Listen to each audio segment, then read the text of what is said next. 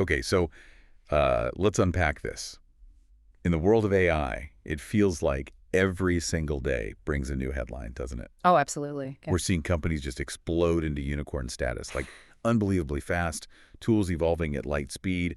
But then right alongside that, um, some pretty serious questions are popping up about, the very foundations of how AI is being developed. Mhm. So today we're taking a deep dive into some recent, really fascinating developments that kind of highlight this dual nature of AI's current path. These meteoric success stories on one hand and some pressing safety concerns on the other. You've given us some really compelling sources, and our mission today is basically to distill what's most important.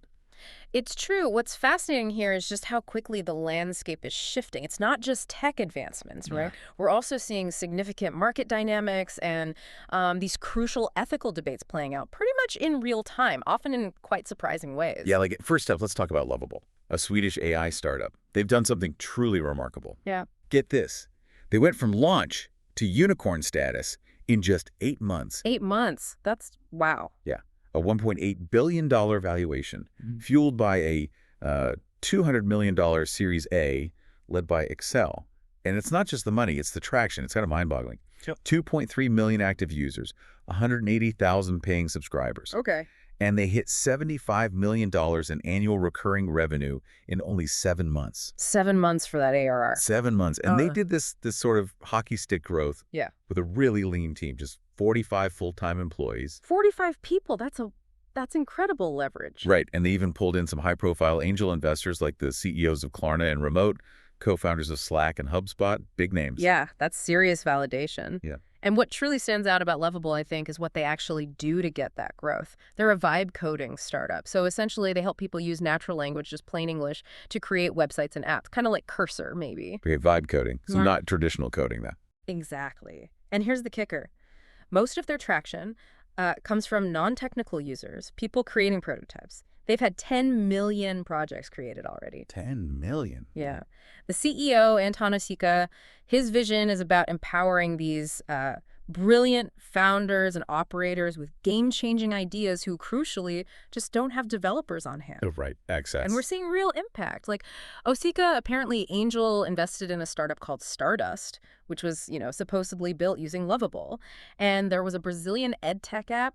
They grossed something like $3 million in 48 hours using the platform. $3 million in And- 2 days. Yeah, it's pretty wild. And like you said, they've also landed enterprise customers, Klarna, HubSpot. So, okay, if Lovable can go from zero to $1 billion valuation with just 45 people, what does that actually mean for the traditional way we think about scaling software companies? Like, Yeah. my old web dev class feels pretty outdated right now. Are we looking at a fundamental shift in how startups even operate? Precisely. I think that's the core question. It's not just about speed. It's about this incredible leverage you get from AI tools. It fundamentally redefines the role of human capital, maybe. Think about it, how many brilliant ideas that used to need massive engineering teams can now potentially get off the ground with like a fraction of the resources. Yeah, that makes sense. This really could accelerate innovation across every sector, not just tech. It sort of democratizes creation, like frustration for people trying to build something, maybe more cool projects from folks who aren't traditional programmers. Okay, so shifting gears a little bit, let's look at how the AI tools themselves are getting smarter, more sophisticated. French AI lab Mistral just rolled out a bunch of new features for their Le Chat chatbot. Seems like they're trying to catch up to rivals like OpenAI and Google. Closing the gap. The big standout seems to be this new deep research mode. It acts like a coordinated research assistant. It can plan, clarify, search the web, synthesize data for you. Interesting, like a built-in research team. Kind of. They've also updated it with native multilingual reasoning, supports French, Spanish, Japanese. Apparently, can even handle code switching mid-sentence. Okay, that's quite advanced. Plus, they added projects for organizing chats and ideas and better image editing. Stuff like remove object or place me in another city using prompts. Right. Now, a key thing to observe about Mistral, I think, is their strategic focus, especially on enterprise use cases, particularly with that deep research mode you mentioned. Oh, okay. How so? Well, they handle data connectors differently. This is important. They allow companies to connect Le Chat to on-premises data. On premises, so not in the cloud. Exactly. which means sensitive information, say, from banking or defense or government sectors, doesn't have to be uploaded to the cloud. Hmm. That sounds like a pretty big deal for privacy and security. A It is differentiator. a meaningful differentiator, yeah. Yeah. Especially against cloud-native platforms like OpenAI, which is Azure-hosted, or Gemini on Google Cloud. Okay, so Mistral's on-premises thing sounds great for those industries. Hmm. But doesn't that limit their scalability? Or maybe even innovation speed compared to the cloud guys who are always updating infrastructure? That's a fair point about maybe the raw agility. But you have to think about specific sectors like defense or healthcare, the regulatory hurdles, the security mandates for cloud storage. They're huge. Right, compliance is key there. For them, keeping sensitive data inside their own firewall isn't just nice to have, it's often non-negotiable. So Mistral is betting that this niche, even if it's maybe less agile in the typical sense, is a massive underserved market. Compliance kind of trumps pure speed there. Gotcha. And they envision it integrating smoothly with stuff people already use, like Excel or Google Docs, positioning LeChat as a big productivity tool in business. Oh, and they also just released an open-source AI audio model, Voxtral, that's available via LeChat too. Okay, so lots happening there. But, while these success stories are incredible, it's important we also look at the other side. This rapid growth isn't without its growing pains, serious questions. Definitely. The flip side. Let's pivot to that, starting with some big shifts at a company that was, foundational for the AI boom. xAI. Right, the data labeling giant. Yeah. Beyond just the layoff numbers, 14% of staff, that's 200 employees, plus cutting 500 contractors. What's really striking is that this company was so central, providing the data that trained these models in the first place. Does this signal, maybe, a new phase where AI itself is automating the very work that enabled it? I think that's exactly it. Scale AI's situation really highlights how fast the AI market is maturing. As models get better at, self-supervision or using synthetic data, Right. the demand for basic human data labeling, especially for those foundational tasks, it just decreases. It's like a classic disruption cycle playing out super fast. Yeah. It forces even giants like Scale AI to quickly pivot their whole business model, or risk becoming obsolete.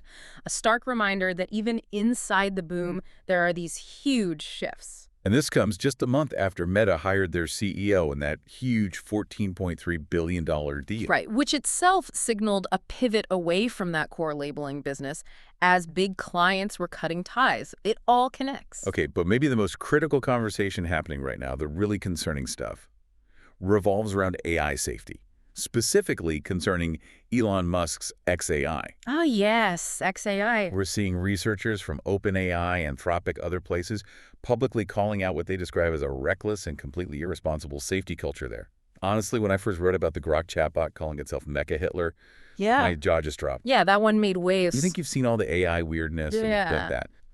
It really underlines how vital these safety guardrails are, doesn't it? It absolutely does. And it wasn't just that. There was Grok spouting anti-Semitic comments, Grok 4 apparently consulting Elon Musk's personal politics for answers. And then the launch of those controversial AI companions like a hypersexualized anime girl, an aggressive panda.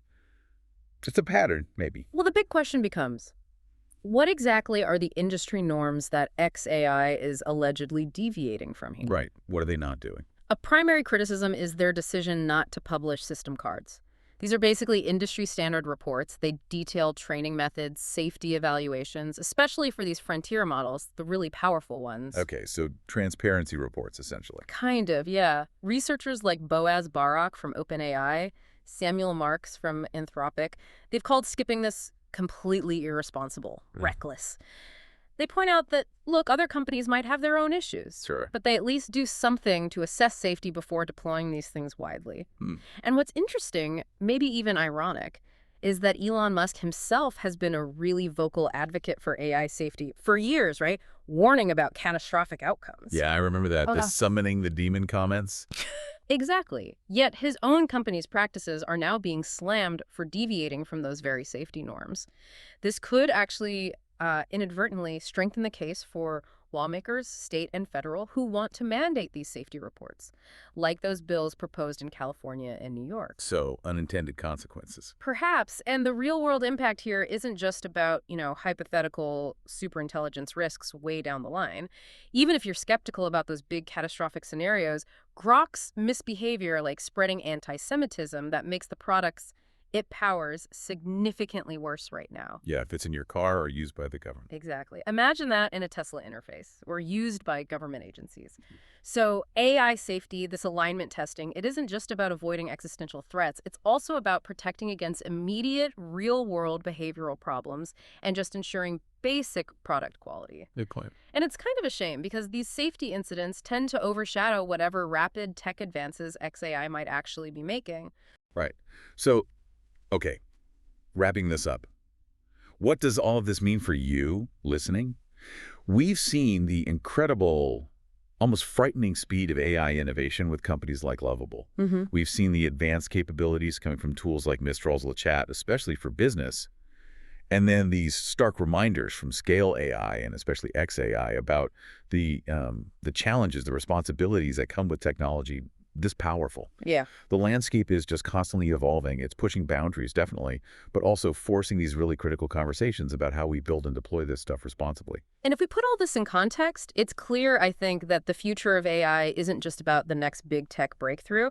It's fundamentally about the choices we're making right now. Choices about speed versus safety, about transparency, which immediately makes you wonder and maybe raises an important question for you. As AI gets more and more integrated into our lives, how much transparency and accountability do you believe should be mandated for the companies building these increasingly powerful systems? Something to think about.